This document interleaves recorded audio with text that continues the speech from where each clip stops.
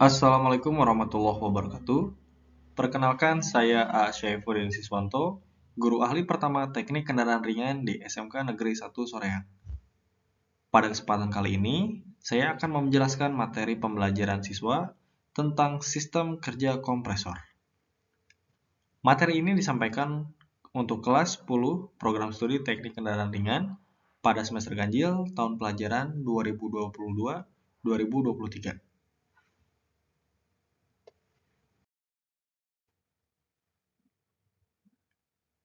Alat satu ini cukup lekat dengan kehidupan sehari-hari, tapi sepertinya masih banyak yang belum mengetahui namanya.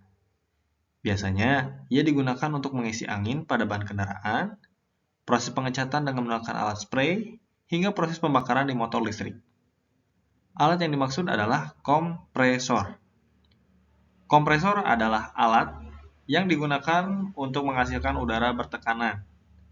Agar kompresor bisa bekerja, biasanya alat ini menggunakan mesin bensin atau mesin diesel sebagai tenaga penggeraknya.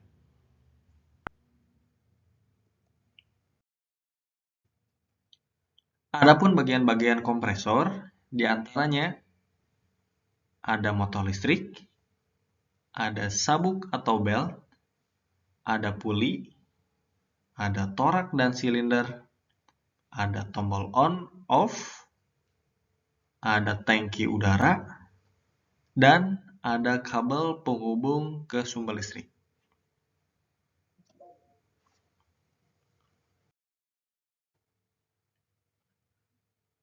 Secara sederhana, fungsi dari kompresor adalah mengambil gas atau udara dari sekitar untuk kemudian diberi tekanan di dalam tabung dan disalurkan kembali sebagai udara bertekanan. Nah, dalam penerapannya, kompresor dimanfaatkan untuk berbagai macam keperluan. Salah satunya digunakan untuk menyediakan sumber tenaga bagi alat-alat pneumatik. Contohnya, yang pertama, penggunaan air impact gun untuk membuka atau memasang baut roda. Yang kedua, penggunaan paint spray gun untuk menyemprotkan cat pada permukaan. Yang ketiga, penggunaan air blow gun untuk membersihkan kotoran yang sulit dijangkau. Yang keempat, penggunaan tire gauge untuk mengisi udara ke dalam ban kendaraan.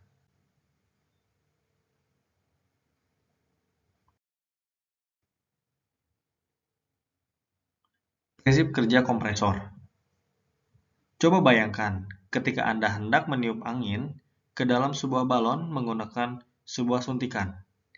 Idealnya Anda akan menarik tuas sedotan ke dalam-dalam. Nah, ketika tuas suntikan ditekan, maka tekanan udara di dalam tabung suntikan akan mengalir menuju balon. Alhasil, terbentuklah udara bertekanan yang dimampatkan di dalam balon tersebut. Proses ini mirip seperti prinsip kerja kompresor pada umumnya. Prinsipnya juga tidak jauh berbeda dari pompa ban, mobil, atau sepeda motor.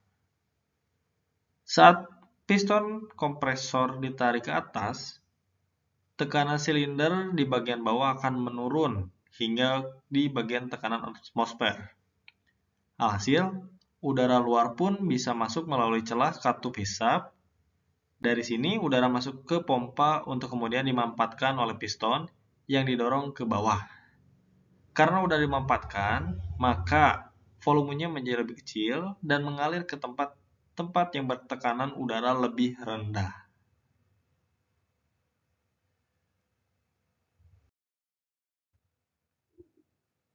Jenis-jenis kompresor berdasarkan sumber tenaga terbagi menjadi dua, di antaranya kompresor listrik dan kompresor bensin.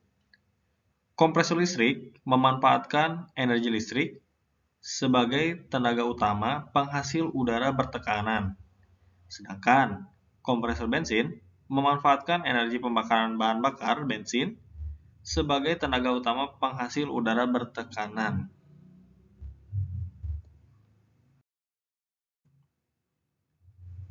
Karakteristik kompresor secara sederhana yaitu merubah tekanan udara dari rendah menjadi tinggi dan merubah energi gerak untuk menghasilkan udara terkompresi.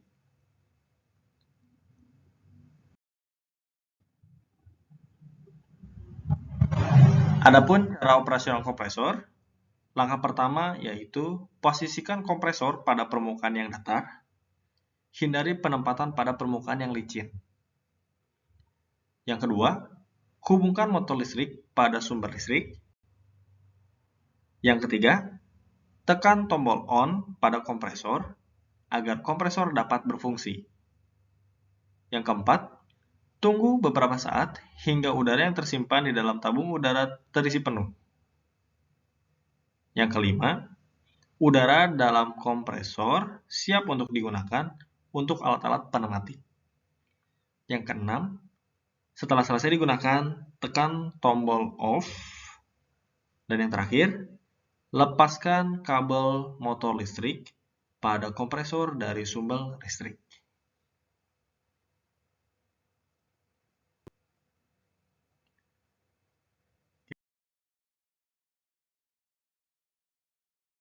Sekian materi yang dapat saya sampaikan.